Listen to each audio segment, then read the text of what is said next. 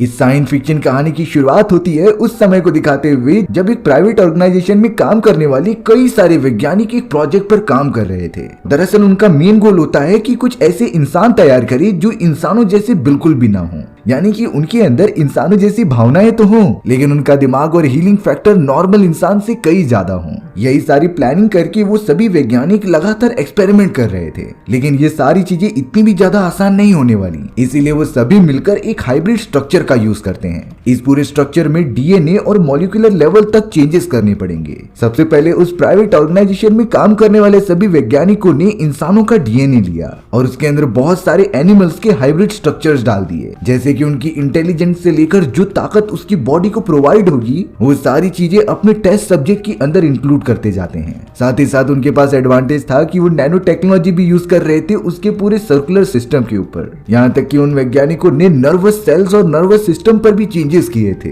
जो कि बहुत ही ज्यादा क्रिटिकल और डेंजरस काम होता है। अब कई महीनों की मेहनत के बाद वो एक छोटा सा टेस्ट सब्जेक्ट बना भी लेते हैं, लेकिन शुरुआती समय में उसकी हालत इतनी ज्यादा खराब हो गई थी कि उसे कंट्रोल कर पाना एकदम मुश्किल हो गया। सारे वैज्ञानिक उसे जिंदा रखने की कोशिश तो कर रहे थे, लेकिन उनके मैनिपुलेशन और क्रिएशन में कुछ गड़बड़ी होने के कारण वो पूरी तरीके से डेड हो जाता है। इसी तरीके से कई महीने काम करने के बाद जब वो दूसरा टेस्ट सब्जेक्ट बनाते हैं तो उसकी बॉडी तो एकदम प्रॉपरली हो गई थी, लेकिन उस सब्जेक्ट के सर में कुछ अजीब तरीके की वायरिंग की प्रॉब्लम हो जाती है। इसी वजह से वो टेस्ट सब्जेक्ट भी मारा गया, लेकिन उस प्राइवेट कंपनी के वैज्ञानिकों ने बिल्कुल भी हार नहीं मानी। वो तो अपनी गलतियों से लगातार सीखते गए और इसी तरीके से तीसरे सब्जेक्ट को क्रिएट कर दिया। सबसे शॉकिंग बात तो ये हुई कि ये तीसरा सब्जेक्ट एकदम परफेक्टली बना होता है। इसके अंदर ना तो कोई कमी थी और ना ही कोई डिसेबिलिटीज। ये पूरी तरीके से एक इंसान का बच्चा लग रहा था, लेकिन उन सभी को रियलिटी पता है कि ये इंसान नहीं है, बल्कि ये तो हाइब्रिड बच्चा है जिसके अंदर इंसानों की क्वालिटी के साथ साथ और भी कई सारी पावर्स थी।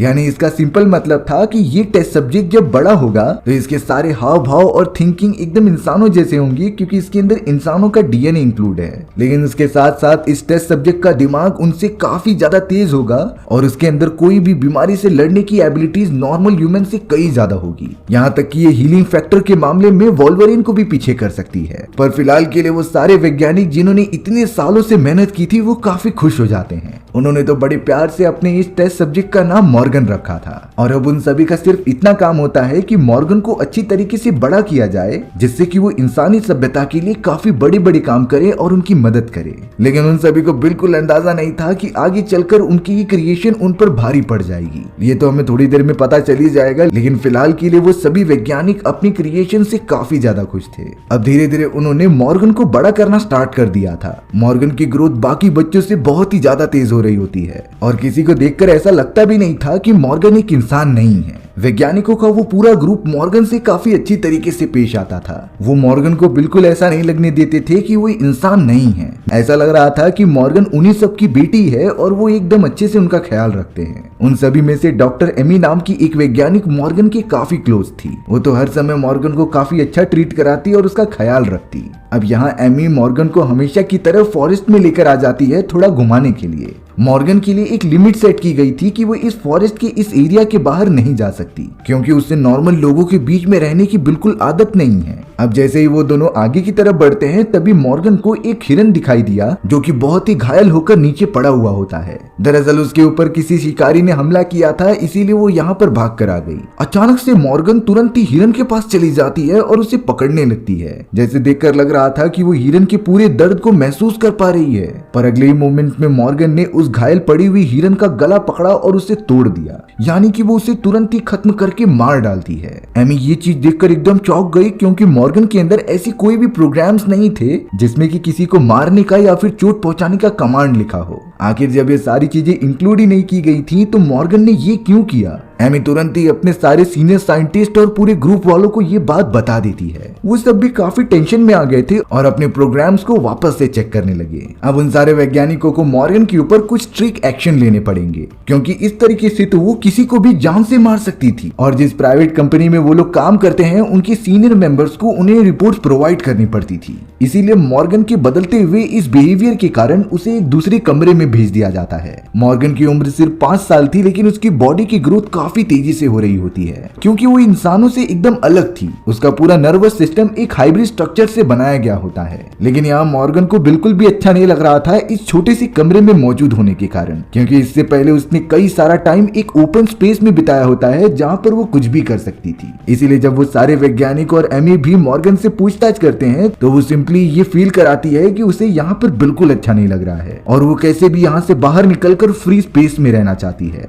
पर वो सारे वैज्ञानिक की टीम वाले भी मजबूर थे। उन्हें नहीं समझ में आ रहा था कि वो मॉर्गन को कैसे आजाद छोड़ सकते हैं। उसके बदलते बिहेवियर के कारण वो किसी के लिए भी खतरा बन सकती थी। यही चीजें क्लेरिफाई करने के लिए अब एक थेरेपिस्ट उस चेंबर के अंदर जाती है मॉर्गन से कुछ बातें करने के लिए। शुरुआत में मॉर्गन नॉर्मल तरीके से बात कर रही थी, लेकिन वो बहुत ही ज्यादा फ्रस्ट्रेट हो चुकी होती है इस छोटे से कमरे में बंद होते हुए। उसे किसी भी हालत में बाहर जाना था, इसीलिए वो अंदर आई हुई एक इन्वेस्टिगेशन ऑफिसर पर हमला कर देती है और उसे बहुत ही ज्यादा डैमेज प्रोवाइड करने लगती है। उस ऑफिसर के आंख पर काफी गहरी चोट लग गई थी, जिससे कि उसे हॉस्पिटल ट्रांसफर करना पड़ा। और अब इन सारी चीजों से उन्हें इतना तो अंदाजा हो चुका था कि मॉर्गन पहले से खतरनाक हो गई है। लेकिन वो सभी लोग इस तरीके से मॉर्गन के साथ ये चीजें परफॉर्म नहीं कर सकते, क्योंकि भले ही मॉर्गन इंसान नहीं है, पर वैज्ञानिकों की पूरी टीम ने उसे अपनी बेटी की तरह पाला था। उन सभी ने एक पेरेंट्स की तरह सारी चीजें परफॉर्म की हैं। इसीलिए एक वैज्ञानिक जिसका नाम जॉन होता है वो इस तरीके से मॉर्गन को नहीं देख पा रहा था। लेकिन कहीं ना कहीं हम जॉन को एक दूसरे ऑफिसर से बात करते हुए देख रहे थे, जो ये कहता है कि हमारा ये प्रोजेक्ट एकदम सही डायरेक्शन में जा रहा है। यानी कि कुछ ऐसी चीजें हैं जिसे कि जॉन और उसकी टीम ने खुद ही डिसाइड की थी और वो मॉर्गन के बिहेवियर के अकॉर्डिंग सही डायरेक्शन में जा रहे हैं। अब यहाँ मॉर्गन के इस एग्रेसिव बिहेवियर के बारे में हेडक्वार्टर्स में पता चल जाता है। तो अब इन्हीं सारी चीजों की डीपली इन्वेस्टिगेशन के लिए प्राइवेट कंपनी वालों के हेड मेंबर्स ने एक ऑफिसर को उनके पास चेक करने के लिए भेजा, जिसका नाम डॉक्टर लिन होता है। दरअसल लिन एक बहुत ही बड़े लेवल की ऑफिसर होती हैं, जो इसी प्राइवेट कंपनी के कई सारे इलीगल केसेस सॉल्व कर चुकी हैं।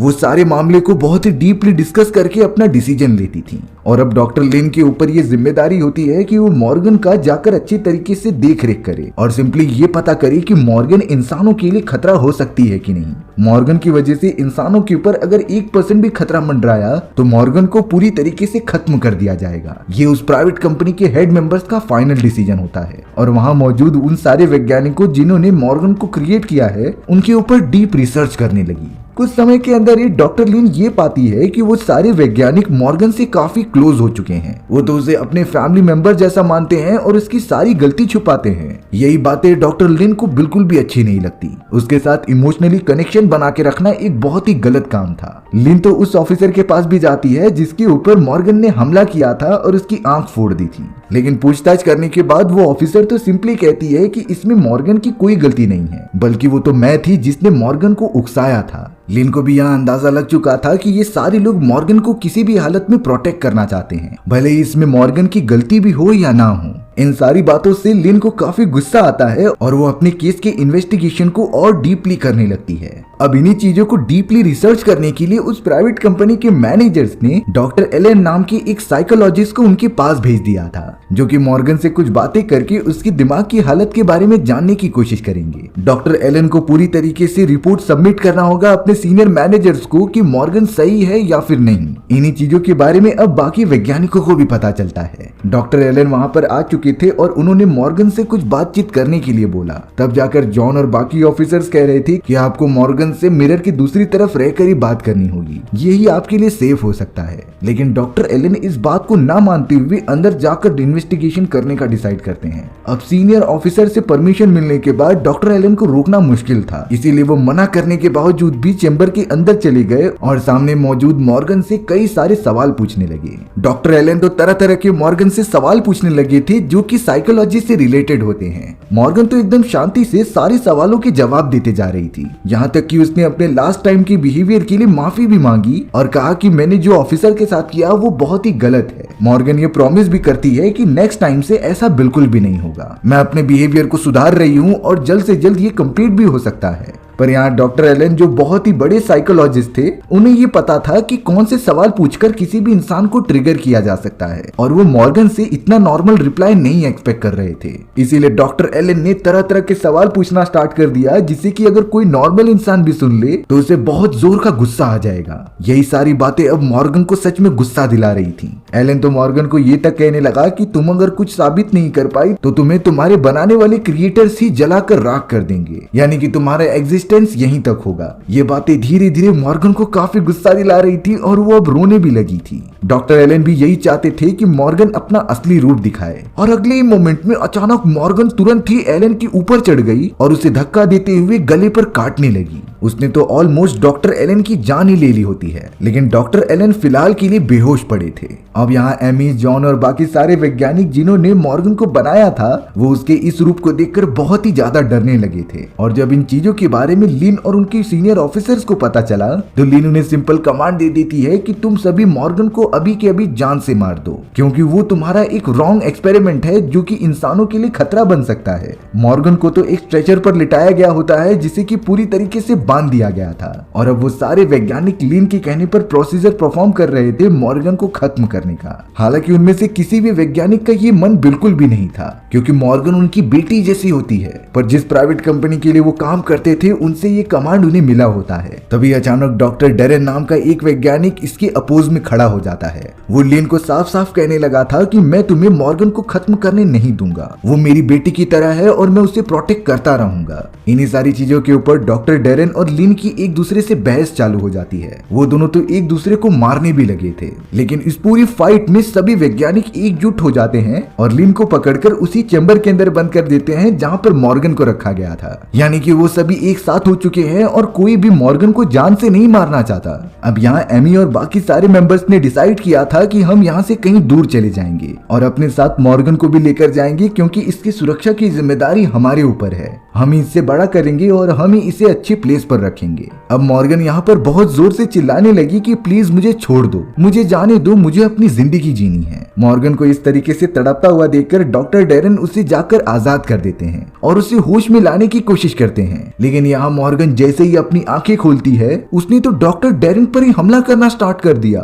वो तो उन्हें बहुत ही ज्यादा डैमेज दे देकर खत्म कर देती है। मॉर्गन ने तो अपने बनाए गए क्रिएटर्स और वैज्ञानिकों पर भी हमला करना स्टार्ट कर दिया, जिन्होंने उसकी हमेशा केयर की होती है। एक वैज्ञानिक को तो वो जहर का इंजेक्शन देकर ही मार दे रही थी। दरअसल बात ये होती है कि डॉक्टर एलन ने जो भी सवाल मॉर्गन से पूछे थे, उसकी वजह से मॉर्गन की इमोशन को बहुत ही ज्यादा चोट पहुंची है। हालांकि वो पूरी तरीके से इंसान नहीं थी, लेकिन उसके अंदर भी थोड़े इमोशन मौजूद होते हैं जिन्हें की फिलहाल के लिए बहुत ज्यादा चोट पहुंची थी। और अब मॉर्गन किसी को भी अपना दोस्त नहीं मानती और सामने आने वाले सभी को मारते जाती है। मॉर्गन ने तो डॉक्टर जॉन से लेकर अपने सीनियर मेंबर्स को भी गोली मार दी, यानी कि मॉर्गन ने एक साथ में ही उसके क्रिएटर को ही जान से मार दिया। ये सारे वो वैज्ञानिक थे जो मॉर्गन को अपनी बेटी की तरह ट्रीट किया करते थे, पर मॉर्गन का ये रूप सबसे खतरनाक होता है, जिसके अंदर जरा भी इमोशन नहीं थे और जरा भी दया नहीं थी। हालांकि मॉर्गन ने एमी को छोड़ दिया था, क्योंकि वो एमी को ही अपने सबसे क्लोज मानती थी और उसी के साथ अपना बचपन गुजारा था। एमी ही उन टीम में से वो मेंबर होती है जिसने की सबसे ज्यादा टाइम मॉर्गन के साथ स्पेंड किया है। यही रीजन होता है कि मॉर्गन ने एमी को जरा भी चोट नहीं पहुंचाई और उसके पास आकर उसके हाथ में एक गन दे देती है।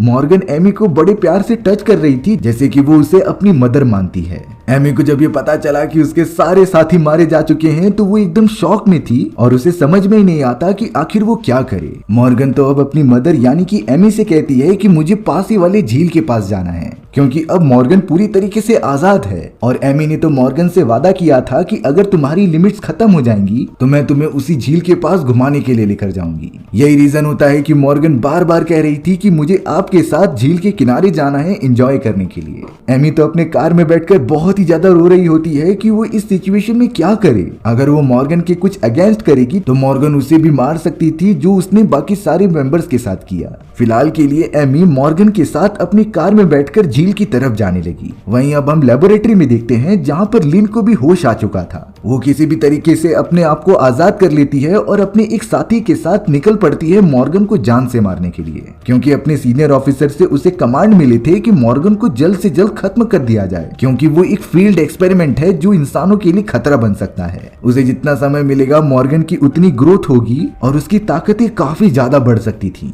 इसीलिए लिन के लिए यही बेस्ट समय होता है मॉर्गन को जान से मारने का। वो तुरंत ही अपने उस साथी के साथ फॉरेस्ट के अंदर पहुंच गई होती है और अब लगातार मॉर्गन की लोकेशन ट्रैक करते हुए झील के किनारे पहुंच जाती है। यानी कि कंपनी वालों ने इन सारी चीजों का पहले इंतजाम करके रखा था। उन्होंने मॉर्गन के बॉडी में एक ट्रैकर डाल दिया होता है जिसकी मदद से उसकी लोकेशन का पता लगाया जा सके, और उसी टेक्नोलॉजी का यूज करके लिन ने मॉर्गन का पता लगा लिया था। वो दोनों अब एक दूसरे से बहुत ही ज्यादा फाइट करने लगे होते हैं। मॉर्गन बहुत ही ज्यादा गुस्सा हो चुकी थी और उसने लिन के ऊपर कूदकर हमला कर दिया। हालांकि डॉक्टर लिन बहुत ही ज्यादा फुर्तीली होती हैं, लेकिन मॉर्गन कोई इंसान नहीं थी, बल्कि वो तो नैनो पार्टिकल्स के द्वारा बनाया गया हाइब्रिड स्ट्रक्चर होता है जिसके अंदर इंसानों की एबिलिटीज के साथ साथ और भी काफी सारी चीजें थी, और इन चीजों का कोई नॉर्मल इंसान तो सामना कर ही नहीं सकता। हालांकि अपने फाइटिंग स्किल्स का यूज करके लिन कुछ समय तक तो सरवाइव कर जाती है, लेकिन मॉर्गन उसके ऊपर इस तरीके से हमला कर रही थी कि लिन के बॉडी में एक नुकीला खंजर पीछे से घुस जाता है। लिन को काफी ज्यादा पेन हो रहा था और उसकी काफी सारे ब्लड्स भी निकलने लगे थे। मॉर्गन समझ गई कि अब लिन बचने नहीं वाली, इसीलिए वो अपनी मदर एमी के साथ चली जाती है। लेकिन यहाँ पर पता चला कि लिन तो अभी तक मरी ही नहीं है, उसे थोड़ी सी चोट आई थी, इसीलिए वो पीछे से आकर मॉर्गन को पकड़ने लगी और उसे मारने का मौका ना देते हुए लगातार हमला करते जाती है। डॉक्टर लिन यहाँ पर किसी भी तरीके से मॉर्गन को पानी में लेकर चली गई, क्योंकि उसे मॉर्गन की कमजोरी पता थी और ये बातें उसे कंपनी के हेड मेंबर्स ने बताई होती हैं। उनकी ये रिसर्च पूरी तरीके से सही साबित हो गई, क्योंकि मॉर्गन पानी में उतना अच्छे से लड़ाई नहीं कर पा रही थी। लिन ने मॉर्गन को पूरी तरीके से पकड़ लिया था और उसे पानी में डुबाने लगी। एमी भी दूर से देख रही होती है, पर वो इसमें क्या करे उससे कुछ समझता ही नहीं। देखते ही देखते लिन ने मॉर्गन को पानी में डुबाकर उसकी जान ले ली थी, यानी कि उसका मिशन अब पूरी तरीके से कंप्लीट हो चुका था। लेकिन एक चीज नोटिस होती है कि लिन के चेहरे पर ज्यादा कुछ एक्सप्रेशन दिखाई नहीं दे रहे थे। आखिर ऐसा क्यों था ये हमें कुछ देर में पता चल जाएगा। लेकिन अब मॉर्गन को खत्म करने के बाद लिन तुरंत ही ऊपर की तरफ आ गई और अपना गन पॉइंट कर दिया एमी के ऊपर। दरअसल उसे सीनियर ऑफिसर से कमांड मिले थे कि इन सारी चीजों से रिलेटेड जितने भी ऑफिसर्स और वैज्ञानिक शामिल हैं उन्हें भी वहीं पर खत्म कर दिया जाए, ताकि हमारे इस प्रोजेक्ट के बारे में किसी और को न पता चल सके। यही रीजन होता है कि डॉक्टर लिन ने अपनी गन निकाली और तुरंत ही एमी को भी शूट कर दिया। वो तो अपने उस साथी को भी जान से मार देती है जो उसकी मदद करने आया था, क्योंकि रीजन साफ होता है कि हेड मेंबर्स बिल्कुल भी नहीं चाहते हैं कि गवर्नमेंट को उनकी इस इलीगल प्रोजेक्ट के बारे में पता चले। यानी कि गवर्नमेंट ने ये सारी चीजों के ऊपर पाबंदी लगा कर रखी है कि कोई भी इंसानों के ऊपर एक्सपेरिमेंट नहीं कर सकता। फिर भी ये प्राइवेट कंपनी चोरी चुपके सारे प्रोसीजर फॉलो कर रही है और ऐसे इंसानों का निर्माण कर रही है जो कि हाइब्रिड तरीके से काम करते हों। तब जाकर यहाँ एक डार्क रियलिटी रिवील हुई कि लिन भी उनमें से ही एक है। यानी कि डॉक्टर लिन कोई नॉर्मल इंसान नहीं थी, बल्कि वो भी मॉर्गन की तरह एक हाइब्रिड ह्यूमन होती है जिसकी परफॉर्मेंस मॉर्गन से कई ज्यादा बेटर होती है। लिन ने अपने इमोशन पर काबू कर लिया था और वो वही सारे काम करती थी जो उसके सीनियर ऑफिसर्स बोलते थे। और अब शायद उस प्राइवेट कंपनी वालों का डिसीजन फाइनल हो चुका है कि वो लिन जैसे ही हाइब्रिड ह्यूमंस बनाएंगे जिनके अंदर जरा भी इमोशंस नहीं होती, और वो वही करते थे जो उनके सीनियर्स कहे। लेकिन फिर भी उन हेड मेंबर्स ने वैज्ञानिकों को फोर्स किया था कि वो मॉर्गन जैसे हाइब्रिड ह्यूमंस तैयार करें जिसके अंदर इंसानों जैसी फीलिंग्स हो और वो उनके लिए अच्छा है या बुरा है वो पूरी तरीके से सोच सकें। यानी कि मॉर्गन को क्रिएट करना उन सभी हेड मेंबर्स के लिए एक एक्सपेरिमेंट का पार्ट था, और वो कंफर्म करना चाहते थे कि इन दोनों वर्जन यानी कि मॉर्गन और लिन के बीच कौन सा हाइब्रिड ह्यूमन सबसे बेस्ट है। उन सभी ने मॉर्गन को क्रिएट करके उससे होने वाले नुकसानों के बारे में तो देख ही लिया था, क्योंकि उसके पास इमोशन थी और वो अच्छी चीजों को फील कर सकती है। मॉर्गन को आजाद रहना पसंद था और उसके अपने अपनी इच्छाएं थी, लेकिन एक समय के बाद वो काफी ज्यादा एग्रेसिव हो गई और लोगों को मारने लगी। वहीं दूसरी तरफ लिन, जिसे कि उन्होंने पहले ही बना कर रखा था, उसके अंदर कोई भी इमोशंस नहीं होती। लिन को अगर जो भी काम बोला गया है वो सिर्फ उसे फॉलो करती और चाहे कुछ भी हो जाए उसे पूरा करके ही रहती। फिलहाल के लिए उन सीनियर ऑफिसर्स को इसी तरीके की रोबोट्स की जरूरत होती है, इसीलिए उन्होंने मॉर्गन के प्रोजेक्ट को हमेशा हमेशा के लिए बंद करके लिन जैसे हाइब्रिड ह्यूमंस की कई सारी आर्मी बनाने का डिसाइड किया, और यही आर्मी वो यूज कर सकते थे अपने डीप रिसर्च के कामों के लिए। उस कंपनी की इस इलीगल प्रोजेक्ट को कोई पहचान भी नहीं पाता था, क्योंकि उन हाइब्रिड ह्यूमंस को देखकर ऐसा लगता ही नहीं कि वो रोबोट हैं। यही रीजन होता है कि वो हेड मेंबर्स बिना किसी के डरे अपने प्रोजेक्ट को आगे बढ़ा सकते थे। और इसी खतरनाक एंडिंग के साथ हमारी ये कहानी यहीं पर खत्म हो जाती है। सो व्यूअर्स, आपको ये स्टोरी कैसी लगी कमेंट सेक्शन में बताना भूलना मत। और अगर आपको मेरा एक्सप्लेनेशन 1% भी अच्छा लगा होगा ना, तो वीडियो को लाइक एंड चैनल को सब्सक्राइब जरूर कर देना। मिलते हैं इसी तरीके की मजेदार वीडियोस में, तब तक के लिए बाय बाय।